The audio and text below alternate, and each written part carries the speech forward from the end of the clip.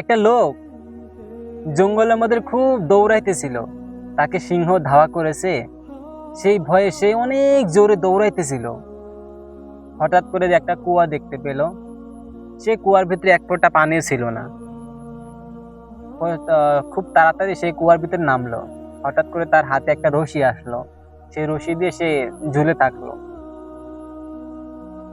তারপরে সে উপর দিকে তাকিয়ে দেখলো যে তাকে সিংহ খাওয়ার জন্য গর্জন করতেছে, তাকে পেলেই খেয়ে ফেলবে। সিংহ মানে এমন করতেছে। তখন সে নিচের দিকে তাকায় দেখলো একটা সাপ হা করে তার দিকে বসে আছে। সে যখনই পড়ে যাবে তাকে সে গিলে খাবে। আর তারপরে দেখতেছে আরেকটু উপর দিকে তাকিয়ে দেখলো যে দুইটা ইঁদুর তার রশ্মিগুলো আস্তে আস্তে কেটে দিয়েছে। তখন সে এগুলো চিন্তা মনের ভিতরে আসলো। আসার পরে কোনো কিছুই কোনটা করবে ভাবতেছে, বুঝতেছে না। তখন এদিক ওদিক তাকিয়ে দেখে একটা মৌচাক আছে। তো ওইখান থেকে কিছু মধু আঙ্গুলে করে কিছু মধু এনে তার জিহ্বায় দিল। জিহ্বায় দেওয়ার পরে সে সমস্ত কিছু ভুলে গেল। না আছে তার সিংহর ভয়, না আছে পড়ে গেলে সাপে খাবে, না আস্তে আস্তে তার ইঁদুরগুলো যে তার রশি কেটে দিচ্ছে, এগুলো সব কিছুই ভুলে গেল।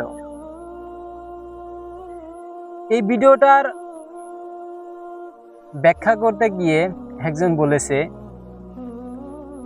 যে উপরে যে ছিল সিংহ, সে আসলে সিংহ ছিল না, সে ছিল আজরাইল।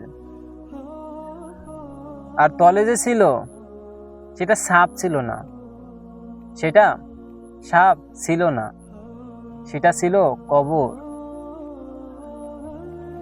আর এই যে দুইটা ইঁদুর যে রশিগুলো কাটতেছে, ওই দুইটা ইঁদুর ছিল না। একটা ইঁদুর ছিল সাদা, সেটা ছিল দিন।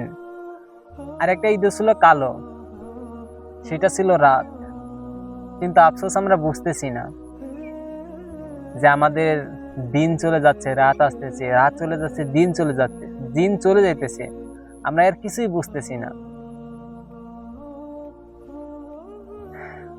শুধু একটাই বুঝতেছি, একটাই আনন্দ উল্লাস আমাদের মনের মাঝে, একটাই ভুলে বেড়াই যে কিছু সময়ের জন্য যে আমরা একটু মধু খেলাম, দুনিয়াটা মনে হয় অনেক সুন্দর, অনেক ভালো, এরকম আমাদের মনে হইতেছে না। আমরা কোনো আমল করতেছি না, কোনো কিছুই করতেছি না, শুধু একটাই কিছু সময়ের জন্য যে আমরা মধু খেয়েছিলাম, আমাদের সাপে খাবে তেমন কোনো ভয় ছিল না। আমার রশিটা যে কাটতেছে ইঁদুরগুলা, সেটা মনে ছিল না, বা সিংহে যে গর্জন করতেছে সেটাও মনে নেই, শুধু এক ফোঁটা মধু খাওয়ার জন্য।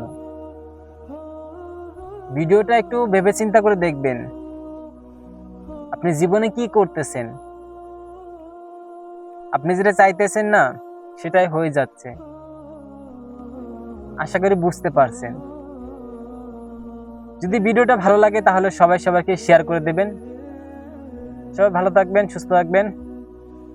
আল্লাহ হাফেজ, ধন্যবাদ।